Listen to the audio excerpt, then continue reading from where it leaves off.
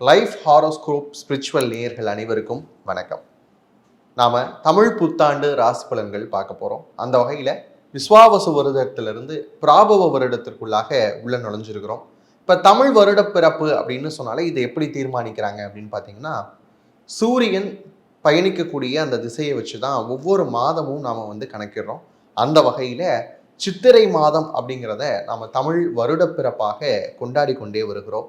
அது இடையில சில மாற்றங்கள் கொண்டு வந்தாலும் சித்திரை அப்படின்னு சொல்றது ஆரிய மாயையினால் வந்தது அப்படின்னு சொல்லி சில தமிழ் அறிஞர்கள் எல்லாம் சொல்லியிருந்தாலும் கூட சூரியனுடைய நகர்வுகள் வைத்து பார்க்கும்போது சித்திரை தான் தமிழ் வருட பிறப்பாக கொண்டாடப்படுது. அதுல 60 ஆண்டுகள் நமக்கு சொல்லி வச்சிருக்கிறாங்க தமிழ் வருட பிறப்புல.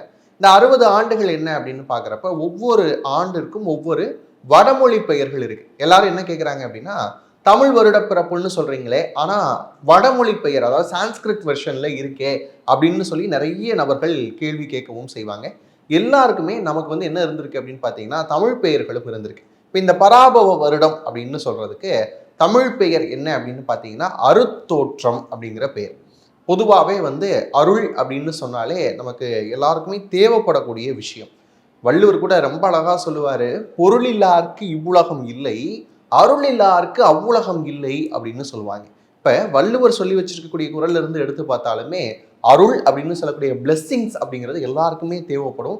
அப்படியான ஒரு தமிழ் வருடமாகத்தான் இந்த பராபவ வருடம் இருக்க போகுது அப்படின்னு பார்க்கலாம்.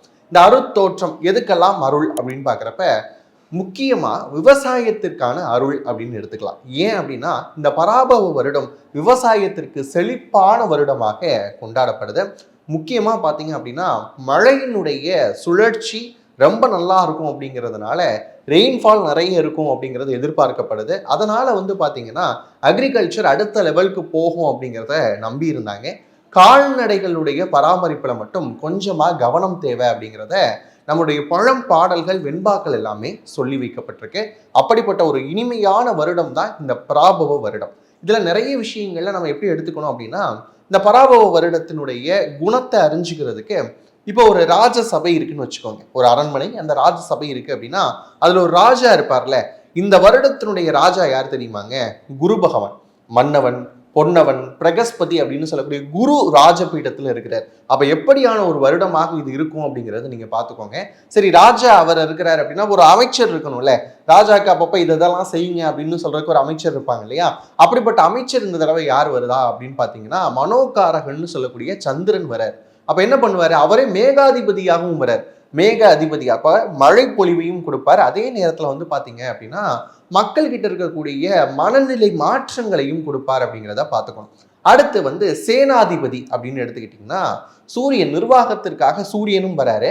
அதே தானியாதிபதி அப்படின்னு எடுக்கிறப்ப செவ்வாய் வரார். அப்ப விளையக்கூடிய தானியங்கள் எல்லாத்துக்குமே யார் பொறுப்பு? செவ்வாய் பொறுப்பு. அதை நிர்வாகப்படுத்துறதுக்கு சூரியன் பொறுப்பு அப்படிங்கிற மாதிரியான விஷயங்கள் பார்க்குறோம். இப்போ இந்த வருடம் ரொம்பவுமே சிறப்பாக இருக்க போது. முக்கியமாக ஏற்கனவே சொன்ன மாதிரி உணவுத்துறை அப்படிங்கிற விஷயம் ரொம்ப கொடிகட்டி பறக்க போகுது அப்படின்னு சொல்லலாம். குறிப்பா மிளகாய், துவரம் பருப்பு மாதிரியான இருக்கக்கூடிய தானியங்களா இருக்கட்டும். அதுக்கப்புறம் பாத்தீங்க அப்படின்னா நெல், கரும்பு, வாழை இதுக்கெல்லாம் நல்ல விளைச்சல் இருக்கக்கூடிய ஆண்டாக இது அமைய போகுது. அது மட்டும் இல்லாம இதுல இன்னொரு இம்பாக்ட் இருக்கும்ல. அப்படி பாக்குறப்ப அரசியலில் உலகாவிய அளவுல நிறைய மாற்றங்கள் கொண்டு வரக்கூடிய அமைப்பு தான் இந்த அமைப்பு. அதுவும் குரு ராஜாவாக இருக்கிறதுனால மக்களுடைய குறைகளை கேட்கக்கூடிய அரசாக எல்லா இடங்களிலும் அமைவதற்கான வாய்ப்பு இருக்கு. அது மட்டும் இல்லாம நிறைய இடங்களில் போராட்டங்கள், கிளர்ச்சிகள் உண்டாகுவதற்கான வாய்ப்பு இருக்கு. அது மட்டும் இல்லாம என்னுடைய நாடு, என்னுடைய இனம், என்னுடைய மொழி அப்படின்னு சொல்லிட்டு என் நாடு, என் உரிமை மாதிரியான அந்த ஹேஷ்டாக்ஸ் எல்லாமே உலகளாவிய அளவுல உருவாகக்கூடிய அமைப்பும், என்னுடைய நாடு எனக்கானது அப்படின்னு சொல்லக்கூடிய ஒரு இனமான உணர்வும் உருவாகக்கூடிய அமைப்புகள் எல்லாம் இந்த பராபவ ஆண்டு அப்படின்னு சொல்லக்கூடிய விஷயங்கள்ல அமைஞ்சிருக்கு. இதுதான் பொது பலனாக நம்ம பார்க்கிறோம். இது இருந்தாலும் கூட ஒரு ராசிக்கும் என்னங்க, என் ராசிக்கு நல்லா இருக்குமா அப்படிங்கிற எதிர்பார்ப்பு தான் எல்லாருக்குள்ளயுமே இருக்கும். அந்த வகையில மேஷத்துல இருந்து மீனம் வரைக்கும் இருக்கக்கூடிய நபர்களுக்கு எப்படி இருக்க போகுது இந்த பராபவ ஆண்டு அப்படிங்கிறத பார்க்க போறோம்.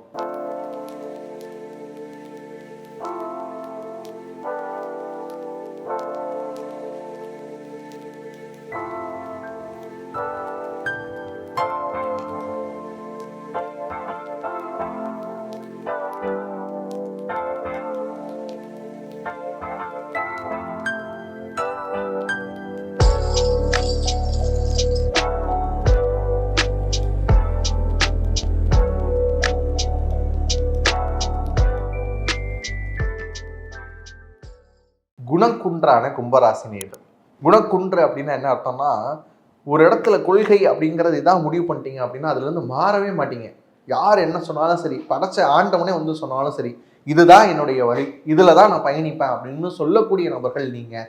அப்படிப்பட்ட உங்களுக்கு இந்த பராபவ வருடம் எப்படி இருக்க போகுது அப்படின்னு கேட்குறப்ப ஒரு ஆவரேஜான ஒரு ஆண்டாக இருக்கும் அப்படின்னு சொல்லலாம். ஏன் அப்படின்னா, உங்கள் ராசியிலே இருக்கக்கூடிய ராகு, ஜென்மத்தில் இருக்கக்கூடிய ராகு, 2ஆம் இடத்தில் இருக்கக்கூடிய உங்களுடைய ராசிநாதனான சனி பகவான் அப்படியே அங்கிட்ட வரப்ப இது நாள் வரைக்கும் பஞ்சமஸ்தானத்தில் இருந்த குரு இன்னும் ஜூனுக்கு அப்புறம் என்ன பண்ண போறாரு அப்படின்னு பாத்தீங்கன்னா 6ஆம் இடம் அப்படின்னு சொல்லக்கூடிய ருண ரோக சத்ருஸ்தானத்துக்குள்ளாக வரப்போறாரு.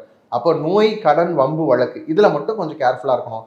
7ஆம் இடத்தில் இருக்கக்கூடிய கேது, இப்ப இந்த மாதிரியான விஷயங்கள்ல மட்டும் நம்ம கவனமா இருக்கணும். மற்ற கிரகங்கள் எல்லாமே மாத கிரகங்கள், மாத சுழற்சிகள் அதெல்லாம் அப்பப்போ வந்து நம்ம பார்த்துக்கலாம். ஓவராலா மேஜர் டிரான்சிட்டுக்கு உள்ளாகக்கூடிய இந்த கிரகங்களை மட்டும் வச்சு பார்க்குறப்ப உங்களுடைய வாழ்க்கையில இப்ப இருக்கக்கூடிய காலகட்டம் அப்படிங்கிறது 7.5 சனியினுடைய கடைசி 2.5 ஆண்டுகள்ல இருக்கீங்க. அப்போ வந்து நீங்க அதுல கொஞ்சம் கவனமா இருக்க வேண்டிய அமைப்பு இருக்கு. அதுக்கப்புறம் ருணரோக சத்ருஸ்தானத்தில் குரு வரக்கூடிய காலகட்டத்தில் குறிப்பா வயிறு சார்ந்த பிரச்சனைகள் வராமல் பார்த்துக்கணும், ஃபேட்டி லிவர்ஸ் வராமல் பார்த்துக்கணும். இந்த மாதிரியான விஷயங்கள்ல ரொம்ப கவனமா இருக்கணும். எளிதில் செரிமானம் ஆகக்கூடிய உணவுகளை எடுத்துக்கிட்டீங்க அப்படின்னு சொன்னா அது ரொம்ப நல்லதா அமையறதுக்கான வாய்ப்பு இருக்கு. சரி, பொருளாதாரம் அப்படின்னு பாக்குறப்ப ராசிநாதன் 2ல இருக்கிறார், அது வரைக்கும் சந்தோஷம். நிறைய பொருளாதார சிக்கல்களிலிருந்து விடுதலை பெறக்கூடிய அமைப்பு இருக்கு. லோன் வாங்கியிருக்கிறேன், இஎம்ஐ வாங்கியிருக்கிறேன், இல்லை வந்து சொந்தத்துக்குள்ளேயே கடன் வாங்கியிருக்கிறேன், இந்த மாதிரியான அமைப்புகள்ல இருந்தாலும் விடுதலை ஆவதற்கான வாய்ப்புகள் அப்படிங்கிறது இருக்கு. 7.5 சனியுடைய கடைசி 2 வருஷம் கொஞ்சம் பாசிட்டிவா தான் அமைய போகுது. கால்களில் மட்டும் அடிபடாம பார்த்துக்கோங்க. அடுத்து பார்க்குறப்ப ஜென்மத்தில் இருக்கக்கூடிய ராகு என்ன பண்ண வைப்பார், சில சமயத்தில் ஓவர் கான்ஃபிடன்ஸாக பிஹேவ் பண்ண வைப்பார். எனக்கு எல்லாம் தெரியும் அப்படிங்கிறத விட எனக்கு தான் எல்லாம் தெரியும் அப்படிங்கிற மாதிரியான எண்ணம் வராமல் பார்த்துக்கோங்க. எனக்கு எல்லாம் தெரியுங்கிற எண்ணம் கூட பரவாயில்ல, எனக்கு தான் எல்லாம் தெரியுங்கிற எண்ணம் வந்துருச்சு அப்படின்னு சொன்னால் இருக்கக்கூடிய லாபங்களை இழப்பதற்கான வாய்ப்புகள் இருக்கு. அதில் மட்டும் உஷாராக இருந்துக்கோங்க. அடுத்து 6ல் குரு வரக்கூடிய காலகட்டத்தில் வெளிவட்டாரத்தில் ரொம்ப கவனமாக இருக்கணும். உங்களுக்கு மறைமுக எதிரிகள் உருவாவதற்கான வாய்ப்புகள் இருக்கு. இல்லை ஏற்கனவே இருக்கிறாங்க சார், எனக்கே தெரியும் அவர் தான் பிரச்சனை அப்படின்னு தெரியும்னா அவங்ககிட்ட பிரச்சனையே பண்ணாமல் இருந்துருங்க, இருக்கிற இடம் தெரியாமல் இருந்துருங்க. சும்மா இரு சொல்லற அப்படின்னு அருணகிரிநாதருக்கு முருகப்பெருமான் சொன்ன மாதிரி எதையுமே சொல்லாதீங்க, யாருக்கிட்டையும் பேசாதீங்க. ரொம்ப நிம்மதியாக ஒரு வேலைக்கு போறீங்களா, அந்த இடத்துல என்ன வேலையோ அதை மட்டும் செய்யுங்க. கம்பெனியை பற்றி பேசுறது, அதுக்கப்புறம் வந்து கொலீக்ஸை பற்றி பேசுறது, ஹைக் பற்றி பேசுறது, இதெல்லாம் வேணவே வேணாம். இதெல்லாம் இல்லாமல் இருந்தாலே ஒர்க் பாலிட்டிக்ஸை நீங்கள் வந்து மேனேஜ் பண்ணிடலாம். குறிப்பாக அரசியல்வாதிகள் யாராவது இருந்தீங்க அப்படின்னா, ஏன்னா இந்த காலகட்டத்தில் அடுத்த தேர்தல் இந்த மாதிரிலாம் வர மாதிரியான வாய்ப்புகள் இருக்கிறனால உங்களுடைய சார்ந்திருக்கக்கூடிய கொள்கைகள் என்னமோ அதை மட்டும் மக்கள்கிட்ட கொடுத்தா போதும். மற்ற கட்சியினரை, மற்ற கொள்கை இருக்கக்கூடிய நபர்களை ஏதேனும் தரக்குறைவாக பேசி அதனால சிக்கல்கள் வருவதற்கான வாய்ப்புகள் இருக்குது. அதில் கவனமாக இருந்துக்கோங்க. அதாவது விவசாயிகள் பார்க்குறப்ப நிறைய கடன் வாங்கி ஏற்கனவே விவசாயம் பண்ணக்கூடிய அமைப்புகளில் இந்த ஆண்டு ஓரளவுக்கு எல்லாத்துக்குமே விவசாயத்தில் சாதகமாக இருந்தாலும் நீங்கள் பூச்சி தாக்குதல்கள் வந்து உங்களுடைய பயிர்களில் அதிகமாக இருக்கிறதுக்கான வாய்ப்பு இருக்குது. அதில் வந்து கொஞ்சம் கவனமாக இருந்துக்கணும். அது மட்டும் இல்லாமல் திருமணம் சார்ந்த முயற்சிகள் அப்படின்னு பார்க்குறப்ப கொஞ்சம் கவனமாக இருக்க வேண்டிய அமைப்பு யாருக்கு இருக்குன்னா கும்பத்துக்கு இருக்கு. ஏன்னா குரு 6ல் இருக்கிறார். அப்படிங்கிறப்ப நம்ம ஒரு விஷயத்தை உணர்ந்துக்கணும், வரக்கூடிய வரன் சரியான வரனா, சரியாக தான் நம்ம கிட்ட தகவல் சொல்லியிருக்கிறாங்களா, அந்த பையனுக்கு உண்மையாலே வேலை இருக்கா, அந்த பையன் இவ்வளோதான் சம்பாதிக்கிறானா, நல்ல பையனா அப்படின்னு பெண் வீட்டாரும், அந்த பொண்ணு வந்து ஏற்கனவே யாரையும் விரும்புதா அப்படிங்கிற விஷயத்தை தெரிஞ்சுக்கக்கூடிய அமைப்பு பையன் வீட்டிலையும் இருக்கு. ஏன்னா இந்த சிக்கல்கள் எல்லாம் 6ல் இருக்கக்கூடிய குருவால கண்டிப்பாக வரும். அப்போ திருமணம் சார்ந்த முயற்சிகளில் இதெல்லாம் கவனத்தில் எடுத்துக்கிட்டீங்க அப்படின்னு சொன்னால் இன்னும் சூப்பராகவே இருக்கலாம். அப்புறம் குழந்தை பிறப்பு அப்படிங்கிற விஷயத்தில் 6ல் குரு போகக்கூடிய அந்த காலகட்டத்தில் என்ன ஆகும் அப்படின்னு பார்த்தீங்கன்னா, குழந்தை பிறப்பில் சில தாமதங்கள் வருவதற்கான வாய்ப்பு இருக்கு. அப்படி ஏதேனும் தடைகள் இருந்ததுன்னு சொன்னா குரு என்ன பண்ணுவார்னா இதுதான் தடை அப்படிங்கிறத உணர்த்தக்கூடிய காலகட்டம் இருக்கிறதுனால நீங்க என்ன பண்ணிக்கணும், அதுக்கேற்ற சில மருத்துவ நிபுணர்களை அணுகி என்ன விஷயம் அப்படிங்கிறத தெளிவாகிக்கணும். வயிறு சார்ந்த விஷயம் ஏற்கனவே சொன்ன மாதிரி ரொம்ப கவனமா இருக்கணும். அதுக்கப்புறம் வந்து வெளியூர் தூர தேசங்களுக்கு பயணம் செய்றீங்க அப்படின்னு சொன்னா டாக்குமெண்ட்ஸ் எல்லாம் கவனமா வச்சுக்கோங்க. அங்க போய் யாருக்கிட்டையும் எந்த ஒரு வம்பு தும்பும் வச்சுக்காதீங்க. இதெல்லாம் இருந்தது அப்படின்னு சொன்னா கும்பத்துக்கு சூப்பரா இருக்கக்கூடிய அமைப்பு இருக்கு. உங்க வீட்டில் முதியவர்கள் இருக்கிறாங்க, கொஞ்சம் வந்து நோய் நொடிகள்ல இருக்கிறாங்க அப்படின்னு சொன்னா அவங்கள சரியா பராமரிச்சுக்கோங்க. அது மட்டும் இல்லாம அவங்க சொல்லக்கூடிய விஷயத்த கொஞ்சம் காது கொடுத்து கேளுங்க. ஏன்னா கும்பத்துல இப்ப இருக்கக்கூடிய சூழல் எப்படி இருக்கு அப்படின்னா, நான் யார்கிட்டையும் எதுவும் கேட்க போறதில்லை அப்படின்னு சொல்லக்கூடிய ஒரு அமைப்புல இருப்பீங்க. அதெல்லாம் மாட்டிக்கிட்டீங்க அப்படின்னு சொன்னா ரொம்பவுமே சூப்பரா இருக்கலாம். அதுக்கப்புறம் வந்து பாத்தீங்க அப்படின்னா கும்பராசிக்காரங்க புதிய கடன்கள் வாங்காமல் இருப்பது நல்லது. ஏற்கனவே இருக்கிற கடனை அடைக்க முடியாம தான் இருப்பீங்க. புதுசாக இன்னொரு கடன் வருது, அதை வாங்கி பழைய கடனை அடைச்சிடலாம் அப்படின்னு நினச்சிங்கன்னா அப்படியான சிக்கல்களில் போய் மாற்றுவதற்கான நிறைய வாய்ப்புகள் இருக்கு. அதனால அதை ரொம்ப கவனமாக வச்சுக்கோங்க. ஃப்ரெண்ட்ஷிப் விஷயங்கள்ல ரொம்ப உஷாராக இருக்க வேண்டிய அமைப்பு யாருக்கு இருக்குன்னா கும்பராசிக்காரங்களுக்கு இருக்கு. ஒரு கடைக்கு போனோம் சார், டீ கடை ஒன்று ஆரம்பிக்கலாம்னு சொன்னால் பக்கத்தில் ஒரு டீ கடை போட்டோம், அதுவும் ஒன்றும் வரல அப்படின்னு சொல்ல மாதிரியான அமைப்புகள். எங்கே போனாலும் பிஸ்னஸ் ஐடியா ஒன்று வந்துருமா, நாம் அதில் கிளிக் ஆகிட மாட்டோமாங்கிற எண்ணம் உங்களுக்குள்ள இருக்கும். ஆனால் அதை இப்போதைக்கு என்ன பண்ணிக்க வேணாம், செயலாக்கம் கொடுக்க வேணாம். இந்த 6 குரு இருக்கக்கூடிய அந்த காலகட்டத்தில் கொடுக்காம கடைசி 2 மாதங்கள் இருக்கக்கூடிய அளவில், அதாவது நவம்பர் டிசம்பர் அப்படிங்கிற விஷயம் இருக்கு இல்லையா, அப்படியான மாதங்களில் குரு 7க்கு பயணிச்சிருவார். அப்படி பயணிக்கக்கூடிய அந்த காலகட்டத்தை நீங்கள் என்ன பண்ணிக்கலாம், இந்த பிஸ்னஸ் ஐடியாஸ் எல்லாம் இம்ப்ளிமெண்ட் பண்ணிக்கலாம். அது வரைக்கும் வெயிட் பண்ணுங்க, பெரிய இன்வெஸ்ட்மெண்ட் கொடுத்துறாதீங்க. ஏன்னா இன்வெஸ்ட்மெண்ட் அப்படிங்கிற செக்டர் உங்க கையில் ஒன்றுமே இல்லை. இந்த வடிவேலு சார் ஒரு படத்தில் அப்படியே பேக்கெட்ல இருந்து எடுத்து காமிப்பார்ல, ஒன்றும் இல்லை அப்படின்ற மாதிரி அப்படிதான் இருக்கீங்க. புதுசாக கடன்களை வாங்கி அகலக்கால் வச்சிடாதீங்க. அதுதான் உங்களுக்கு நான் கொடுக்கக்கூடிய இந்த வருடத்திற்கான ஒரு சிறந்த அறிவுரை அப்படின்னே சொல்லலாம். ஏன் அப்படின்னா, இருக்கிறத விட்டுட்டு பறக்கிறதுக்கு ஆசைப்பட்டு கும்பம் அடுத்த சிக்கல்ல மாட்டக்கூடாது அப்படிங்கிறதுனால சொல்றேன். அது மட்டும் இல்லாமல் உடல் நலம் மனநலம் ரெண்டுலையுமே ரொம்ப கவனமாக இருக்க வேண்டிய அமைப்பு யாருக்கு அப்படின்னு பார்த்தீங்கன்னா கும்பராசிக்காரங்களுக்கு. கும்பராசியில் இருக்கக்கூடிய பெண்கள் எலும்பு தேய்மானம் வராமல் பார்த்துக்கணும். அதுக்கேற்ற உணவு எடுத்துக்கோங்க, நேரத்துக்கு சாப்பிடுங்க. இந்த மாதிரியான விஷயத்தெல்லாம் பெண்கள் பண்ணிக்கிட்டீங்க அப்படின்னு சொன்னால் உங்களுடைய உடல்நலமும் மனநலமும் ரொம்ப ஆரோக்கியமாக இருக்க போகுது. கும்பராசிக்காரங்களுக்கு இவ்வளவும் சொல்லிட்டீங்களே சார், இதில் அங்கங்கே தான் பாசிட்டிவிட்டி தெரியுது, ஓவராலாக பார்க்குறப்ப எங்களை ஏன் பயமுறுத்துறீங்க அப்படின்னு கேட்டாலும் இவ்வளவும் இருக்கட்டும் ஒரு பக்கம். ஆனால் இந்த வழிபாடை மட்டும் செய்யுங்க, வாழ்க்கையில் புதிய புதிய ஏற்றங்களும் முன்னேற்றங்களும் வரப்போகுது அப்படின்னு சொன்னால் கண்டிப்பாக நீங்கள் வணங்க வேண்டிய தெய்வம் யார் அப்படின்னு பார்க்குறப்ப பத்ரகாளி அம்மன். எங்கெல்லாம் பக்கத்தில் காளி அப்படிங்கிற வடிவத்தில் இருக்கிறாங்களோ, வனபத்ரகாளி பத்ரகாளி அப்படிங்கிற வடிவத்தில் இருக்கிறாங்களோ அங்கே போய் வழிபடணும்.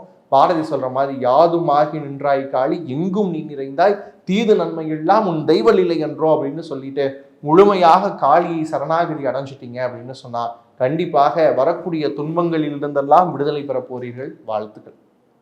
இதுவரைக்கும் பார்த்தது எல்லாமே பார்த்தீங்கன்னா பொது பலன்கள் தான். இதுவே உங்களுடைய வாழ்க்கையில நிறைய விஷயங்கள் பொருந்தி போற மாதிரி இருந்தாலும் கூட சில நபர்களுக்கு என்னுடைய பர்சனல் ஹாரோஸ்கோப் எப்படி இருக்கு அப்படின்னு தெரிஞ்சுக்கணுங்கிற ஆர்வம் இருக்கும். திருமணம் அப்படிங்கிற விஷயம் எப்போ நடக்கும், குழந்தை பிறப்பு தடையாகிக்கிட்டே இருக்கு, கிடைக்குமா அப்படிங்கிற ஒரு ஆவல் இருக்கும். அதுக்கடுத்து பார்த்தீங்கன்னா வேர்ல்ட்ல நான் டிராவல் போகலான்னு நினைக்கிறேன், ஆனால் இப்போ இருக்கக்கூடிய சூழல் அப்படின்னு பார்க்குறப்ப நிறைய வார்ஸ் நடந்துகிட்டு இருக்கு, நான் சேஃபாக டிராவல் போயிட்டு வர முடியுமா, இந்த மாதிரியான விஷயங்களா இருக்கட்டும். மெடிக்கல் ஆஸ்ட்ராலஜி, நியூமராலஜி அப்படின்னு சொல்லக்கூடிய நம்பர் ஆஃப் சர்வீசஸ் நம்முடைய www.lifehoroscope.in அப்படின்னு சொல்லக்கூடிய வெப்பேஜில் அவைலபிளாக இருக்கு. நீங்கள் பார்த்துக்கலாம். பார்த்துட்டு உங்களுக்கு தேவையான பர்சனலைஸ்டு ஹாரோஸ்கோப் அப்படிங்கிறத ஹேண்ட் ரிட்டனாகவும் நீங்கள் வாங்கிக்கலாம். பழமையும் புறக்கணிக்காம புதுமைக்கும் புதுமையாக நாங்கள் ஹேண்ட் ரிட்டன் அப்படிங்கிற விஷயத்தை திருப்பி கொண்டு வந்துகிட்டு இருக்கிறோம். இது மாதிரியான சர்வீசஸ் அவைலபிள் இருக்கு. நம்ம வெப்சைட் பேஜை விசிட் பண்ணி பாருங்க. இது மாதிரியான இன்னும் புதுமையான காணொளிகளோடு உங்களை சந்திக்கும் வரை உங்களிடமிருந்து விடைபெறுவது நான் உங்கள் பாலுவானந்த். நன்றி, வணக்கம்.